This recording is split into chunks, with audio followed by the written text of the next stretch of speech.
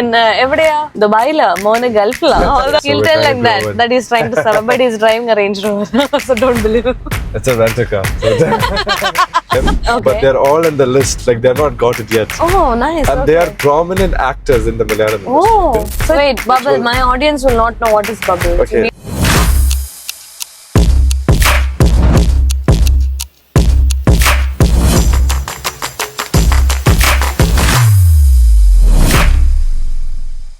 Now you're a resident and you were also applying for Golden Visa, right? So how is that? Yeah, so basically I tried applying and I did all the process. I think somewhere around January I started doing it. Okay. But by March kind of got rejected. Rejected, yeah. Because I got it done through someone. Right. But I think I It should didn't come still through. do The little more requirements, homework about it. homework Yeah. and, I need to do it again. I will try it again.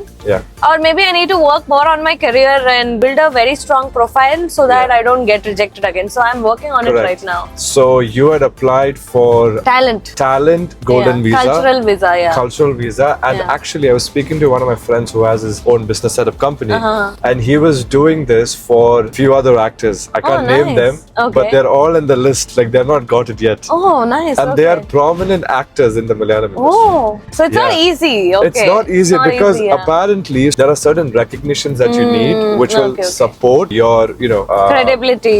Credibility to get the visa, but there are few requirements that you need to fulfill. So my score was around 56. I mean, you need the agent was telling me it should be at least around 75. So I was like, okay, then 20, so 20 odd something more, and then I'll get it. But that is a weird calculation I think I did. Come through. I think it's come through. Yeah. But next time I can also connect you to this guy because he does it for like high profile people and sure. stuff. So maybe we can work that out. Yeah, now then also we have a lot of reasons. Businesses there and so many other things are there. Yeah, so like Golden Visa is super easy now to get, and that's one of Dubai's strategy to attract people to Dubai, investors to Dubai, and also increase the population, right? Correct. Because the supply and demand has to match at the end of the day. With all the projects launching. Every month or every 6 months when I come here, I'm seeing like Dubai is changing. Like literally, there's so many new buildings here. So Dubai is expanding even over the sea. So I mean, and the buildings are getting taller. I mean, right now, which area are we in? So we are at the moment going toward Dubai South. We are next to Arjan Motor City, Sports City, in that area. Yes. So we're on E311, which is Sheikh Mohammed bin Zayed. By 2-3 months, I think all these will be ready as well. Dubai has a vision for like the next 70 years. From today, like the next 70 years. Correct. So they have 2033, which is the Dubai Economic Agenda. Then Al Maktoum Airport also by then, Al Maktoum Airport, the first phase is going to be operational. Then you have 2040. Then you have that 2040 is, if I'm not wrong, Green Dubai. It's going to be it's the urban master plan by His Highness Sheikh Hamdan bin Rashid Al Maktoum, the Crown Prince of Dubai. So that's his vision. So everything is like aligned to a vision, and I think that's why Dubai is growing faster. I mean that's a very like that. That's also kind of a manifestation. Like make a vision board, manifest it, and then automatically things will fall in place. Yeah, I think everybody can have a vision, which is good. The first step is to have that vision. But you also need the leadership and the team to execute it. So that's what Dubai has, so that's why I think Dubai is growing rapidly and strong. Very strong, A lot of people are talking about the bubble and things like that, and they've been talking about the same thing for the past 3 years, and there's no bubble. However, there will be a correction. There has to be a correction because that will stabilize the market, and then after the correction. Wait, bubble. My audience will not know what is bubble. Okay, so bubble is basically when a market is at its peak and it's going to burst. When the bubble bursts. That's like the most simplest way that I can explain. So when a market, so Dubai has been growing in terms of real estate or in terms of real estate. Of course, as everybody knows, Dubai has branded itself in the world, and the real estate is growing day by day. There were a lot of investors who thought that there would be a bubble burst, right? Because the prices will go down. Prices are going to go down, and the demand is going to go down. Supply is going to be more. This has been the talk for the past 3 years, but we didn't see any of that. And also, whenever we spoke, when I asked you when is the right time to invest, can I do it later? Yeah. So you were like, no, now is the right time. Never wait for the future because you don't know. So that's what your answer is. So what people say, like the smart investors or people who have actually made money, what they say is you always invest and wait rather than wait to invest. Invest, yeah. See, because off-plan, which is direct developers, a primary market, no developers are going to reduce the price, right? They would give additional offers like payment plans or some exclusive deals or stuff like that, but they will not decrease the price compared to the previous launches because then the previous product will not have that much value, right? True. If they're not going to increase. Sense. Correct. Yeah, so then it's in the secondary market where the prices are going to decrease, right? And the correction depends on simple supply and demand. So if there is more supply, there's going to be lesser demand. Yeah. So now in the coming years, 2026, 7, 8, there are going to be handovers in apartments mainly. And there in certain locations or communities, you can see small correction because more supply comes in. If there isn't equal amount of demand for it, then naturally there's going to be correction. So that correction is expected, is what people are projecting. But it's not going to be all over Dubai and Dubai is going to crash. That's not going to happen for sure. That is, Dubai is the future. Like, come on, like everybody is moving to Dubai in terms of tax and so. But yeah, whatever you say about the tax, the zero tax is. Anyways, zero taxing is true. Okay, whatever you earn is for you, but you have to pay for parking, you have to pay for every single thing. You have to pay for AC. Cost of life. So the cost of life cost of living. But yeah, living. You can even live with 5,000 dirhams here. Yeah. You can also live with 50,000 dirhams here, but depends on what kind of life you choose. It depends on what kind of life you choose, where you spent it. Yeah, exactly. How you want to save. Like back in the day when our parents came, which is like the second generation, all that, like in the 80s. So my dad came in the 80s. And at that point of time, it was only sand, right? Oh, of course, there was absolutely nothing. There were no roads, there were no communities. There was one road, which is Sheikh Zayed Road, and it was just no construction, nothing. It was mainly trading, right? Correct. And everybody just wanted to come here, make money, so save, make money, and then yeah. But now Dubai has so many things to do. Where tourism is one of the main things that's been driving the economy, and now real estate, and there are so many things to spend on, right?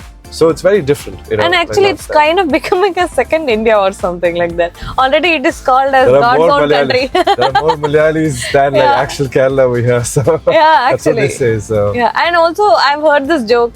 Every Malayali family has this one son or daughter donated or abandoned or even adopted by the man. 100% sure. I will agree on that. Yeah, so that somebody in Dubai la, Mone Gulf la, all that thing comes up very common among Malayalis.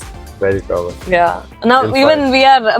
You of course you are Parambarai, but me now. Exactly. And speaking about common, another thing that's very common now is real estate agents. Correct. There are thousands of brokers. Me being a consultant or a broker. Correct.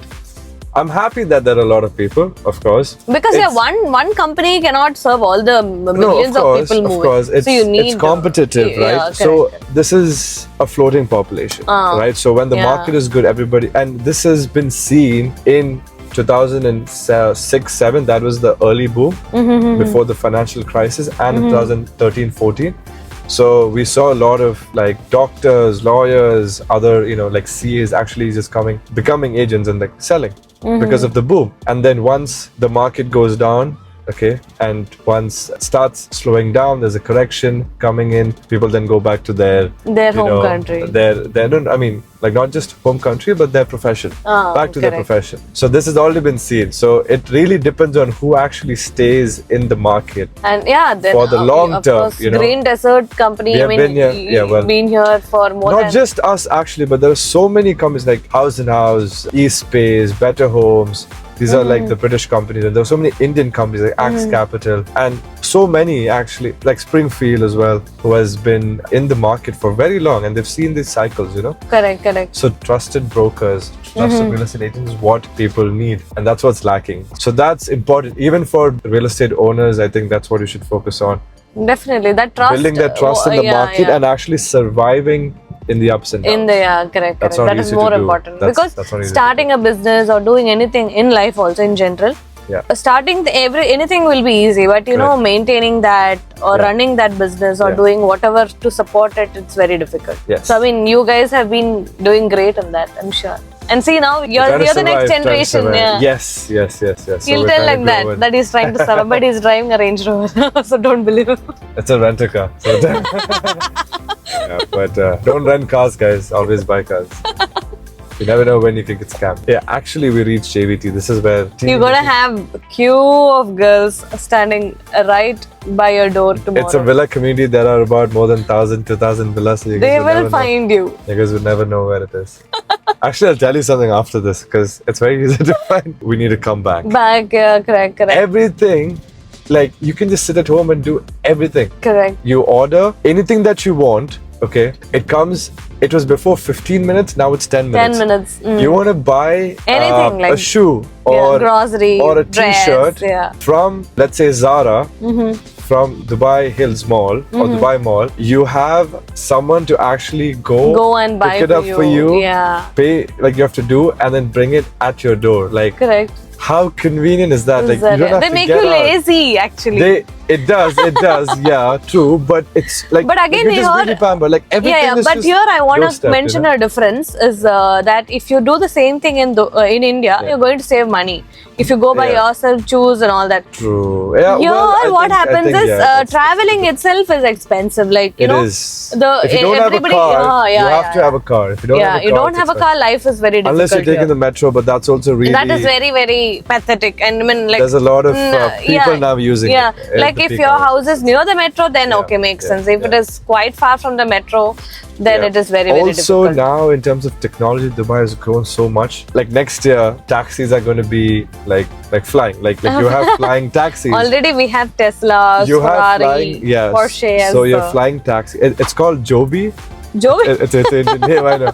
Joby, like that's what they call it. So it's going to be flying taxis and you're actually going to fly through places to places in Dubai, and that's cool. Like I've never seen something like that. Would you go? I think that's 100% I'm going to try it out, yeah. But then like there are certain things like it's like minimum 4 people in one taxi and it's not cheap of course, but it's going to be super cool. Yeah, maybe if it serves a purpose and at that moment if it is important, then maybe we can give it a try. We're going to save a lot of time, so which is correct, which is good. And coming back to maybe Dubai to Sharjah. Dubai to Sharjah, it'll be fly taxi. I think right now it's within just Dubai, but they should really come Dubai to Sharjah. It's going to change like a lot of people's lives. Correct. I've seen many people going by boat also to Sharjah. I think now they have the RTA service, correct, public transport. But actually coming back to how everything is, very convenient here. Yeah. There is also a couple of services right now in India, if I'm not wrong. I think it's called Zepto, Swiggy, Instamart, Blinkit. There's so many. Blinkit. So no, Blinkit you know what? After Zepto, only Noon had started. Really? Yes. I don't know. That's a bit controversial. Yes, in COVID only these guys cracked it. Maybe, but because I've been coming here since 2019, right? Yeah. That time this Careem app was there for booking taxis, if I'm not wrong. Careem was there. Uber, Careem was there. Yeah. Now then, what happened? Careem added all these grocery, blah, blah. I think Zepto was there. I think I got confused with Blinkit because Blinkit is quite fairly new in the Indian market. No. It is not. Blinkit is Zomato's company only. Right. But then Zomato acquired it, but it's almost started around the same time. Blinkit is quite crazy because... You know what we do in India? We check onion prices in each app, whichever is less. We buy what's crazy? So one of my cousins was going for a wedding. This is crazy. So they're at the church. The bride and groom is coming and they're entering and her slippers broke. She blinked it and it came within 10 minutes. She got a new slipper, then she went inside the church. Wow. That's crazy. And this is in Kottayam. So Kottayam is like in Kottayam. Like nice. Town of Kochi is the main hub. Kochi is like the main hub and that's where it's more happening and where the services But in Kottayam we got it. It's happening in Kottayam, guys. Kottayam is another district it's another district, not as big as Kochi or Trivandrum, which is the capital or anything like that. So that's crazy. And this is in Kerala, like not even like North India or Bombay.